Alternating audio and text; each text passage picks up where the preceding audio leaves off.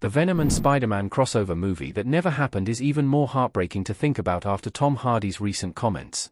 Hardy's tenure as Eddie Brock in Sony's now-defunct Spider-Man universe was among the franchise's most celebrated aspects. Hardy's passion for the character was always evident throughout Venom's solo movies, helping to make them the best in Sony's Spider-Man universe. Venom, in particular, set the standard both fiscally and critically that all subsequent Spider-Man movies would struggle to meet. It wasn't entirely without fault, however. Venom's movies were marred by some glaring issues, the most prominent of which being the distinct absence of Venom's traditional arch-rival, Spider-Man. The iconic wall crawler is enjoying something of a heyday, with Tom Holland's rendition receiving the green light for Spider-Man's fourth movie.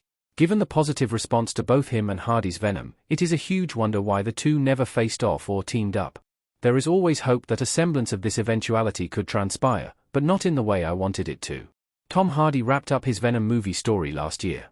Venom, The Last Dance ended with Venom's death. Tom Hardy's Venom was the only character in Sony's Spider-Man universe to receive a single sequel, let alone two. In the end, Venom's billion-dollar trilogy grossed 5.5 times more than Sony's other Spider-Man movies combined. Given its immense profitability and star power, this might suggest that Sony could be tempted to persist with more sequels. That it certainly felt as if Venom, The Last Dance was setting something up. Venom, The Last Dance might have ended in Venom's apparent death, but it also teased a possible return. A fragment of the Venom symbiote was recovered by General Rex Strickland and remains unaccounted for despite Venom's apparent death. Another piece of the Venom symbiote is presumably still in Earth 616 after Eddie Brock's mostly uneventful jaunt into Spider-Man's universe. Nevertheless, Tom Hardy has himself asserted that Venom, The Last Dance was, in fact, his last dance via social media.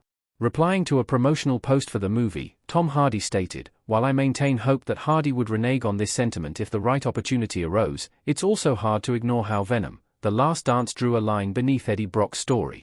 While the Venom symbiote could live on in other movies, Hardy's Eddie Brock is no longer his host and is ostensibly making a new life for himself. Still, it leaves a sour taste when considering what fans have been clamoring after for years. A Venom and Spider-Man movie has been wanted for years. Venom and Spider-Man have a long comic book history. Despite making a name for himself today as one of Marvel's most popular heroes, Venom is inexorably tied to Spider-Man. The Venom symbiote first appeared in The Amazing Spider-Man No. 252, though Spider-Man first chronologically donned the symbiote suit in 1984's Secret Wars No. 8. Spider-Man would later rid himself of the symbiote, which then transferred to Eddie Brock to become the most recognizable version of Venom, initially being one of Spider-Man's foremost enemies. This history begs for an adaptation. Sony did, of course, attempt to do so with Spider-Man 3, though the overstuffed narrative and fundamental misappropriation of Venom fell flat with the fandom, all but ringing the death knell for Sam Raimi's Spider-Man franchise. Venom felt shoehorned into the movie, boasting just a few minutes of proper screen time with very little character development. Incidentally, Sony's push to write Venom into the movie was due to the studio recognizing the character's popularity.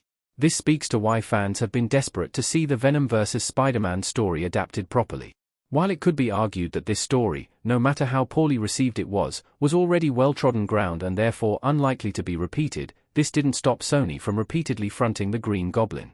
Furthermore, the history between Venom and Spider-Man is so rich that there is still a wealth of stories for them both to tell.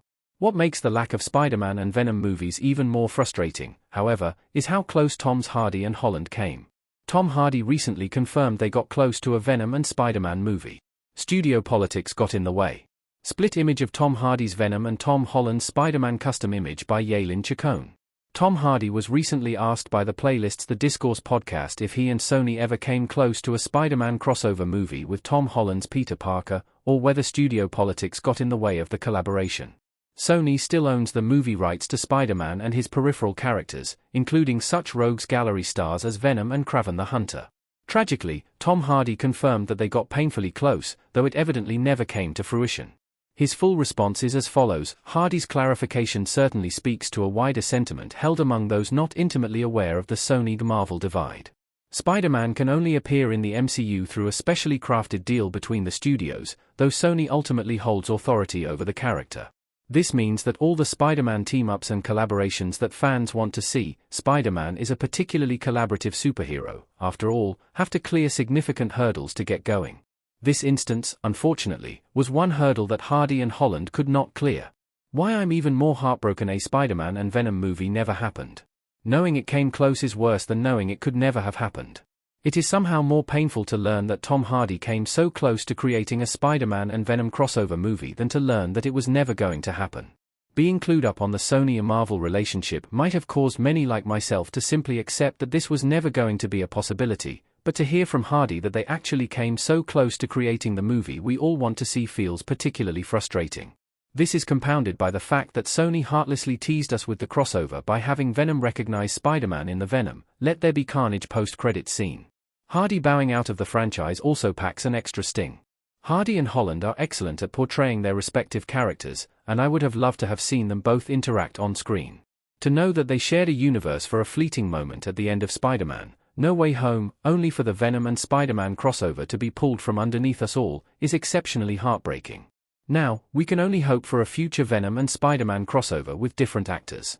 Tom Holland is still set to portray Spider-Man in Spider-Man 4, and now that Sony has put an indefinite hold on the cinematic franchise carried by Tom Hardy's Venom, it feels more likely that the studio will be willing to share the villain.